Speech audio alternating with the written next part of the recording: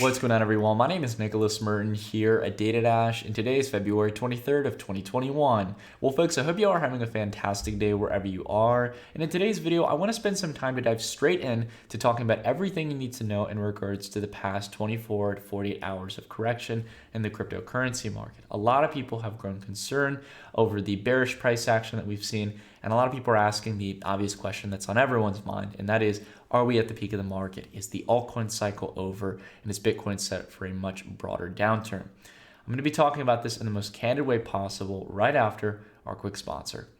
And our sponsor for today's episode is TaxBit. The 2020 tax season is here. Calculating taxes on cryptocurrency is complex and time consuming, but TaxBit has made it easy by automating the entire process. Link your exchanges and wallets to seamlessly pull your transactions through their tax engine and auto-generate your tax forms. Aside from automating taxes, TaxBit provides crypto enthusiasts real-time portfolio tracking and tax optimization visibility so that you can make tax optimization crypto trades throughout the year. If you're looking to stay IRS compliant, have real-time portfolio visibility, and save money on cryptocurrency taxes, then TaxBit is the platform for you. Check out the link down below in the description for more information. Alrighty, everyone, so let's go ahead and dive straight into the conversation here. To start to kind of preface the conversation, we can see here over the last 24 hours, whether we're taking a look at the market leaders or the broader cryptocurrency market, that many cryptocurrencies here are in double-digit territory already after a pretty stark sell-off yesterday, continuing to wipe down on a lot of those gains we saw over the last 7 days. And to that point as well, it's important to note that there were a lot of cryptocurrencies that were in triple-digit territory for percentage gains over the last week. After we've seen the surge of Binance stealing the DeFi space, we've seen all kinds of different plays starting to take more of a positive tone in the market. It's a fair question to ask whether or not we're at that peak. So I'm going to go ahead and start there with you guys. I know a lot of YouTubers like to keep people waiting and stuff. It might be beneficial for their channels and stuff, but I want to go ahead and just answer the question for you guys. Do I believe that we're at the market peak here? The answer is no. Now, I could be wrong on it, of course, but I got to tell you guys quite confidently, in all my years of watching this market and understanding now the dynamics of what causes these types of corrections, I can tell you all, we are far from the market euphoria of January 2018. We haven't even gotten to that point yet. The numbers show it, and I'll go ahead and explain why in this video, because it's very important you guys don't just take my word for it, but that you understand why I've come to this resolution and this kind of conclusion. So let's just go ahead and see why the market is telling us that it's not over yet. So as we can see here, right, valuations have dropped here from around $1.762 trillion down here towards $1.4 trillion, roughly speaking. So we've wiped off well over $350 billion plus in market capitalization or more in this case. Again, you could be nitpicky and pick specific values in this case. But overall, broadly speaking, we just basically wiped off about a week and a half worth of price gains in this case. Really nothing much in this case. We just basically came in where we were back in mid-February. And, it's actually funny when I was looking originally at this chart, I was thinking I accidentally slipped up almost and said like 737 billion or like 173 billion, because now we're talking in terms of the market being a $1 trillion market. Times have changed, haven't they? When just a couple months ago we were at a multi-$100 billion market cap, now we're in a $1 trillion plus market cap range. Things move quite quick. So the optimism here, broadly speaking, if you look at the long-term trend, is holding up just fine. Again, the corrections are going to look more large in this case, as in this case, we are not only getting towards a more expansive market, but if you look at the logarithmic chart, things start to become a little bit more reasonable here. We've seen these kind of corrections before on the log scale. Now, let's go ahead and take a look at Bitcoin here. So Bitcoin's riding back down around where it was for the low point of today. And if you want to just generally get a reading here overall, within a matter of less than 48 hours here, we've seen Bitcoin's price drop around 23%. So in about 2 days, wiping nearly around 25% of its valuation. This can scare a lot of people, and rightfully so. It's wiped off about a week's and a half worth of price gains here. And now a lot of people are thinking that, oh, this means absolutely must be bear market.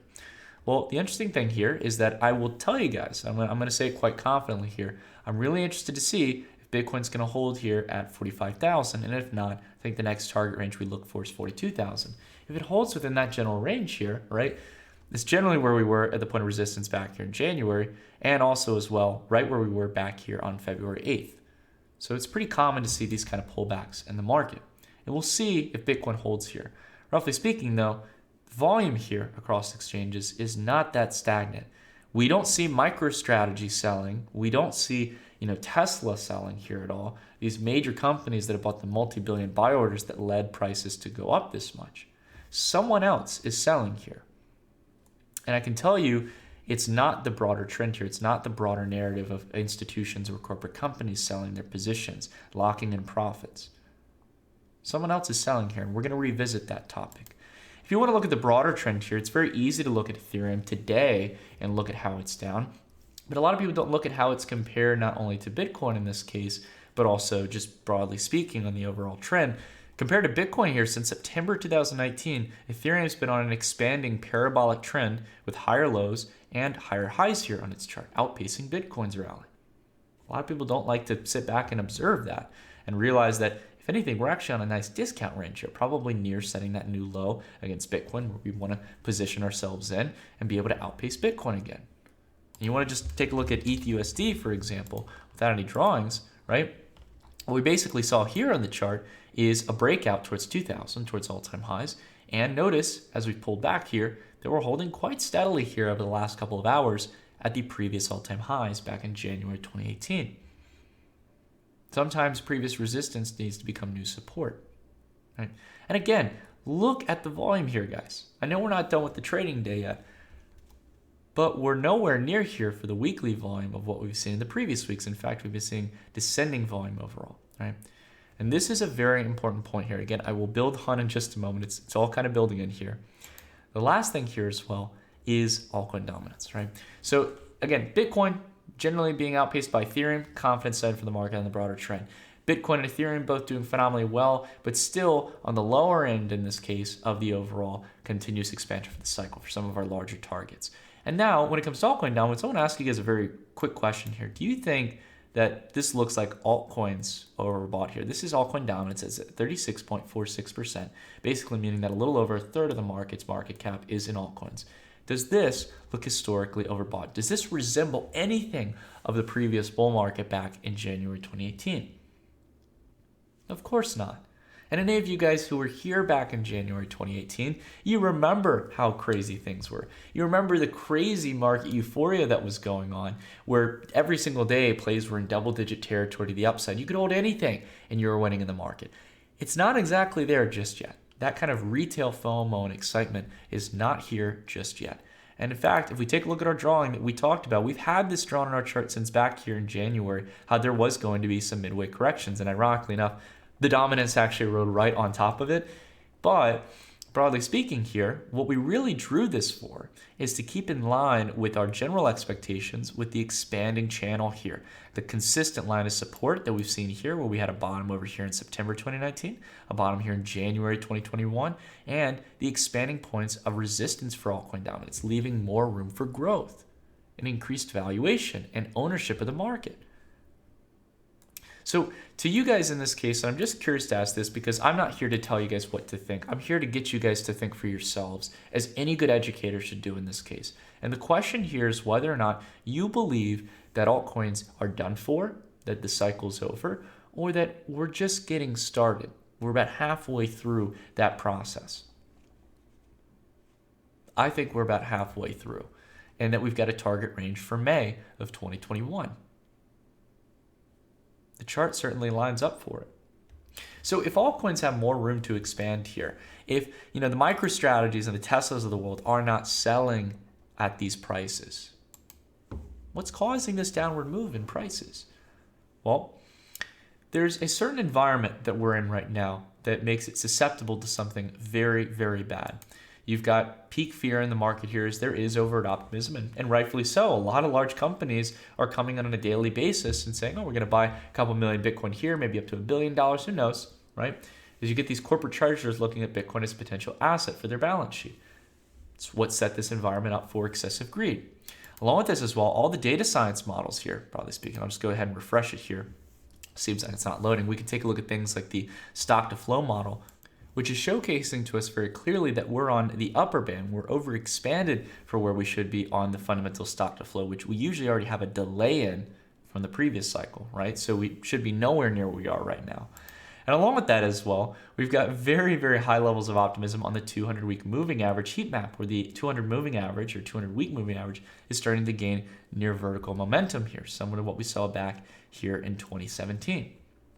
Right? So all these things are coming in here and setting up a very ripe environment where people are taking on excessive risk. And it's not just that they're building large positions in cryptocurrency assets.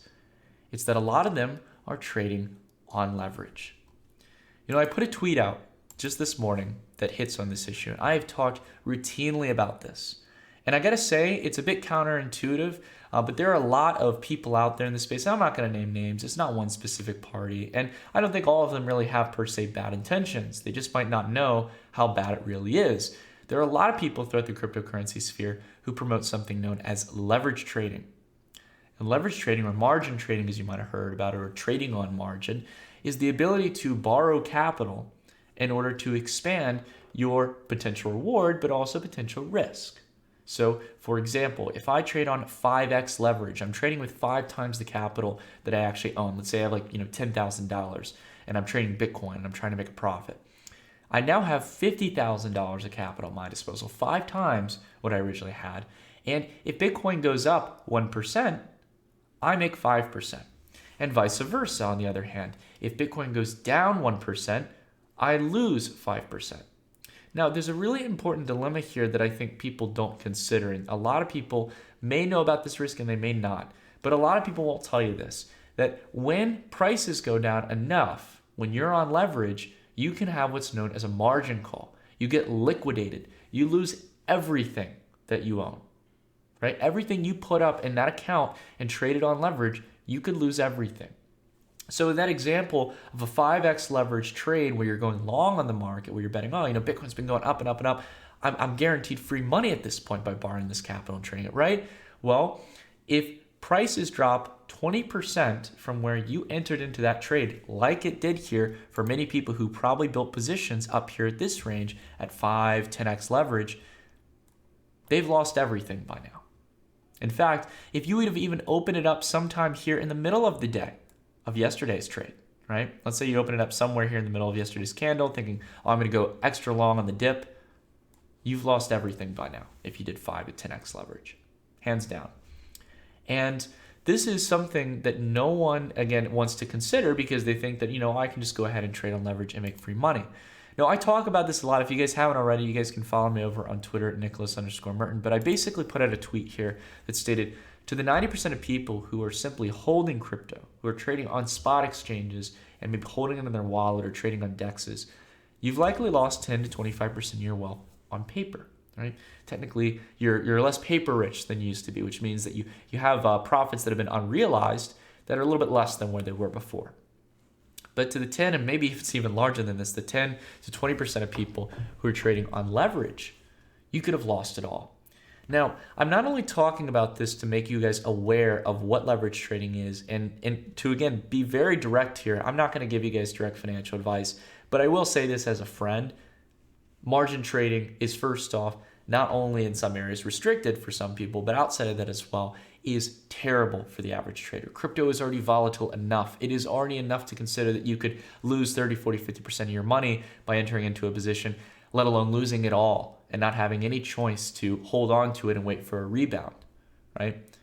The maximum you can lose in this case is so much more imperative when you're margin trading, and it's so much more real as it doesn't require as much price action as normal spot trading. And this is something that, again, a lot of people aren't informed well enough on. They aren't taught that leverage trading, if anything, in a market that's so volatile like crypto, only something like 2 times leverage is even fathomable in this case, unless you're doing really, really short-term trading and you know how to properly use stop losses, many people which don't do. And now to step back here, I know you guys are probably like, Nick, what does this have to do with what's going on? Like, why are you rambling on about leverage trading and margin trading? And, why is it something that I need to be aware of? The reason you need to be aware of it is because people are losing large sums of money. In the past 2 days, over $5.5 billion, just nearly $2 billion in today's trading day, considering yesterday's trading as well. $5.5 billion were lost for long liquidations. $5.5 billion disappeared from the bulls. Now, The reason this is important is because it's very easy to get liquidated like this when there is no liquidity in the spot markets. There's been a bit of a dilemma here where you have two things extracting liquidity from what actually defines Bitcoin's price. So Bitcoin's price, like what we're looking at here, we're looking at Bitstamp, which is a cryptocurrency exchange. It's well regulated, reputable, has clean order books, doesn't do any market manipulation, doesn't settle for things like wash trading, all these types of things you can use to manipulate markets. It's a real liquid exchange with real registered KYC users who follow things by the books and are doing buy and sell orders, limits, stops, thing of that sort, right? What you have here is a dilemma where all these spot exchanges that actually determine Bitcoin's price have been losing liquidity mainly on the buy side in this case, right? Because the MicroStrategies of the world, the Teslas of the world, all these corporate treasurers are bagging up crypto, whether it's on spot exchanges or OTC. They're basically removing the supply from the markets where there's price discovery. And we've seen this as we look at the actual market data for exchange Bitcoin reserves, exchange Ethereum reserves. It is verifiable on chain that they are removing this crypto from circulation and it's becoming more scarce, which means that the order books are a lot more thin than what they used to be in cryptocurrency markets. So when this happens, if some whale comes along or some sizable investor comes along and sells a good portion of Bitcoin or Ethereum or any type of cryptocurrency, it really doesn't matter, it can drag down prices quite extensively. And some of them have an incentive to do that because many of them might be realizing, oh, wow, and there are all these people who are building long positions in the market and they're so ultra confident that Bitcoin and cryptos are just going to continue to climb without having these sell-off days where they're making free money off of other people's money. Let's just go ahead, let's build some short positions and then we'll push the order book down. We'll push the spot price down. And what happens is they make a ton of money. Right? They sell some Bitcoin in the market. It's pennies to them, really, right? They coordinate together, pull the price down, liquidate all the longs, and then not only did they make money on the downway, in this case, as people are losing all their money, and as people on the spot market are selling their crypto, they're reversing back in. They're building their positions. They're going leveraged long at the best prime opportunity to do so.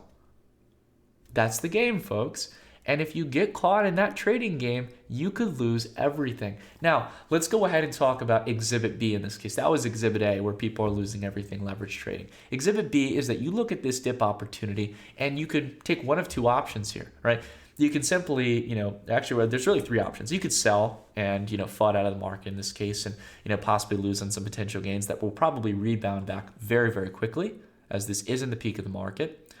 You could, in this case, as well, have two other options. You can sit on standby and just wait to see what happens with the market, see if we actually hold support. Maybe we have further correction. I could be wrong, right? Or you can do probably what the whales are doing in this case, who run this market. You can buy the dip. You can buy at this range of support. You buy the discount, just like you would go buy a discount for a product or service that you like. You have to have that same mentality with markets and not get caught in these short-term traps, guys. I'm telling you this because at the end of the day, you guys don't see me promoting leverage trading platforms. I'm not here to talk about trading on leverage. I've learned over time how these markets work and how these platforms benefit from your liquidation, how they have insider trading desks, how they are some of the most corrupt entities in offshore worlds that you will never be able to see or ever get to meet. You'll never get to talk to someone on their customer support line, know who they are, or hold their founders accountable. They are a different breed, and they really don't care about you or I. So the best thing we can do is not step into their casino and give them business. What we can do that is time tested and proven to be the best method for most people is to either on a long-term time frame swing trade, if anything, or long-term hold and invest. I'm only telling you guys this because I want the best for you guys. I want to be that friend that you guys can turn to know that what should I really be doing in this market? I don't want to tell you guys, and again, that taking profits are bad or setting stops are bad. These can be valid tools depending on how you approach markets.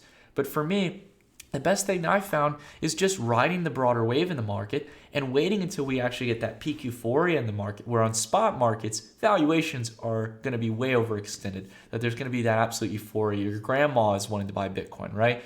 And I know we've got some people of all different types here in the channel and stuff, so I don't mean to be stereotypical there, but you get what I'm saying. Like when you have people who are not typically the types to be so prone to digital assets, starting to get into the crypto space. Those signs where the media is covering it 24/7 and saying, here's 3 steps on how to buy crypto. That's the moment we should be concerned. We are nowhere near our January 2018 and the cryptocurrency market for this cycle by a long shot. And I'm speaking to that with my actions in the sense that I haven't sold a damn thing. In fact, to be candid with you guys, I'm looking at getting fiat into my exchange accounts, into my Digifox wallet, and a lot of other different sources in this case, to be able to pick up crypto positions that I want to buy. So again, I'm sorry for rambling, everyone, but it really hurts me when I see this, because I know that there are some, sizable, well-known investors who are part of these long liquidations. And I don't really feel too bad for them. They generally know how markets work. They understand the risk profile. And yeah, maybe some of them got caught on the bad end of the stick. But they've got plenty of money to where I don't really feel as much sympathy as I do for the person who has their only $1,000 or a couple $100 or maybe even up to $10,000. Maybe they worked really hard to save that money and they were convinced that they need to go long leverage on that. Maybe they'll be able to get up to a Bitcoin in this case, and then they lose everything and they got to start from square one. I've met so many people, so many good, genuine people who have been in that position, and I'm going to constantly speak up against it because for people who are promoting it, again, I think it's really wrong on so many levels. Again, just wanted to just kind of signal this here to you guys. Again, I think as I've learned more and more about this, I've realized that it's one of the biggest downfalls and one of the biggest mistakes that we have allowed to persist and flow throughout the cryptocurrency space. And it's going to continue to cause these market distortions where whales find an opportunity to abuse the spot price and make more money on derivatives platforms betting against the other traders. And they fall right into that trap, right into it. Because they can see, roughly speaking, through a multitude of data and metrics when those prime opportunities are to completely bet against the market and wreck other traders who are trying to simply ride the wave of free money. Free money is good if you can get it at the right time. But for most people, it doesn't work out. It just doesn't work out. All right, guys, I've rambled on enough. If you like this video, guys, please consider dropping a like. Consider sharing it with a friend or family member who's in the space. It's probably the best thing you can do. And outside of that as well, if you guys like this video, consider hitting the bell icon and subscribing. Outside of that as well, if you like these kind of like in-depth analyses to the market and just kind of breaking things down and trying to understand the fundamental inner workings, you can always subscribe to the Dash Report. It's a great way to support the channel. Link down below in the description. But there's also a ton of free content here on the channel, guys. I always want to be here to help you guys in navigating these markets. Again, if you want my actions, I'm not selling. That's the general thesis here. I think that we're just at the beginning of this, and I love these opportunities when we get discounts in the market because I always like buying on the dip. All right? Have a great day, guys. Thank you for listening to me ramble as always, and until the next one, I'll see you all in the next video. Take care, everyone.